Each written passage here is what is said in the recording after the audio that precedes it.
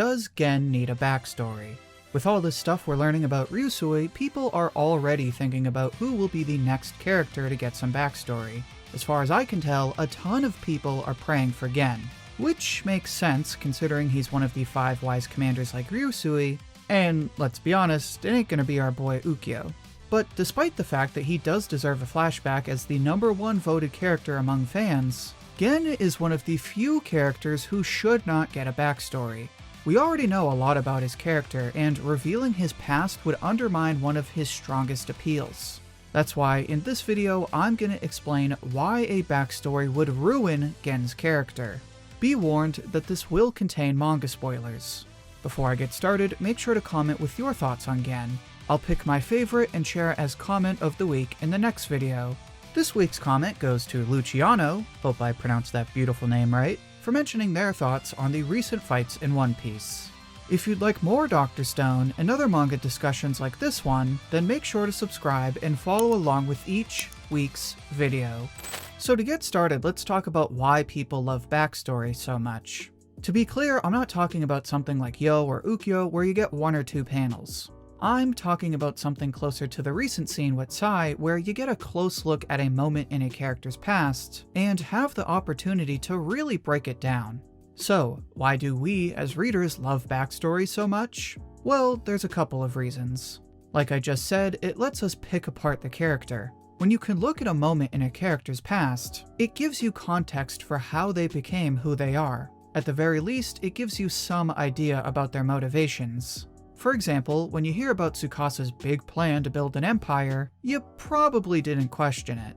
I mean, yeah, in reality his plan was freaking stupid, but it made enough sense. Eat the rich, chill out with harems, no taxes. Seems pretty reasonable. But when we meet Mirai and learn why Tsukasa became a fighter, it gives us an entirely different perspective.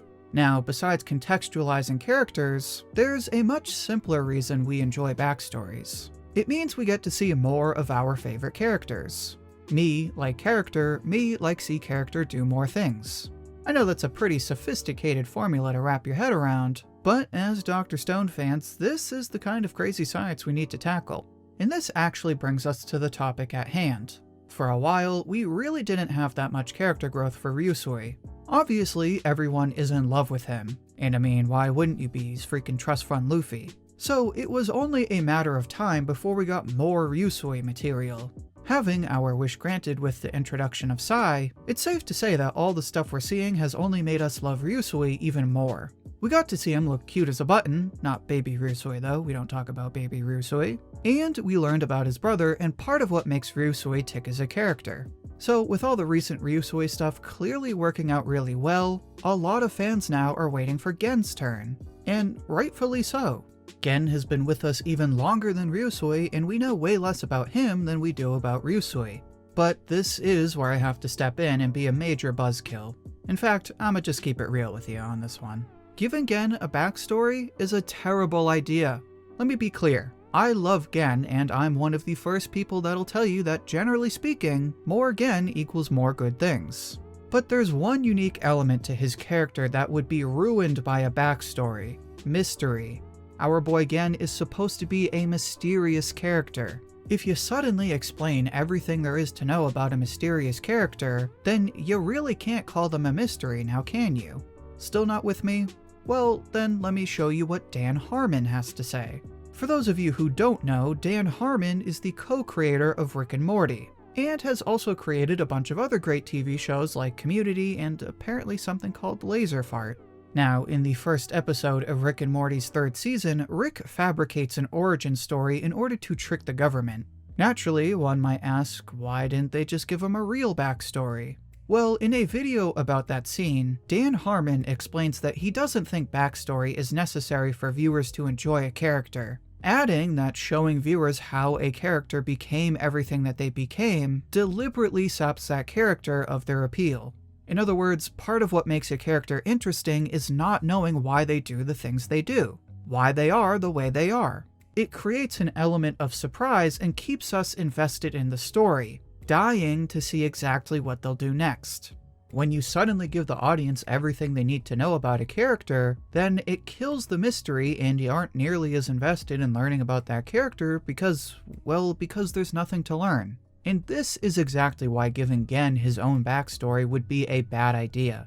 Gen is literally a mentalist, meaning that the biggest appeal of his character is not knowing what he's going to do until he's already done it. It's why he likes to play out this persona as the self-interested third party. If he was always open about his intentions, then there'd never be any element of surprise. Think about it. When Senku goes to mine tungsten, Gen reveals the sinister smile of his and seems like he's conspiring with Magma, the most suspect character in the village at that time. It's only after Senku's birthday present is revealed that we see what really happened. By hiding Gen's plans, it creates this tension where we don't know if Magma wants to kill Senku, and we genuinely have no idea what'll happen when Senku gets back to the village. If we had been shown what Gen was up to, then there'd be no tension in the mining expedition, and the birthday reveal wouldn't have been nearly as entertaining. Fast forward to the poker battle, and Gen's still up to his same old tricks. He puts on this facade claiming to help Ryusui so he can avoid hard labor, but that's not what's really going on. Best boy Ukyo thinks he's got it, claiming that Gen planned to let Senku win in some big brain plan to get everyone to work together, but Gen tells us that he actually wanted to beat Senku. Again, he gives us the impression that he's acting one way, only to reveal his intentions afterwards in a way that leaves us wanting to know more about why Gen acts the way he does. If, during this scene, we'd been given some kind of flashback that explained how Gen hates to lose, or something like that, then his motivations for this game would have been painfully obvious. Instead, because he only shows his true intentions afterwards, readers fall into Gen's trick and are reminded that he rarely just comes right out with whatever he's planning. As a result, readers leave the scene with an even stronger interest in Gen because they know they need to watch him closely in order to understand what he's really up to. And this is exactly how mystery makes Gen one of the most interesting characters in Dr. Stone. But at this point, I'm sure you're wondering, well, if Gen is supposed to be this mysterious character, then does that mean we'll never learn more about him? To answer that question, let's think back to what Dan Harmon said. Backstory isn't necessary to enjoy a character. In other words, there's more ways to flesh out a character than just showing their past.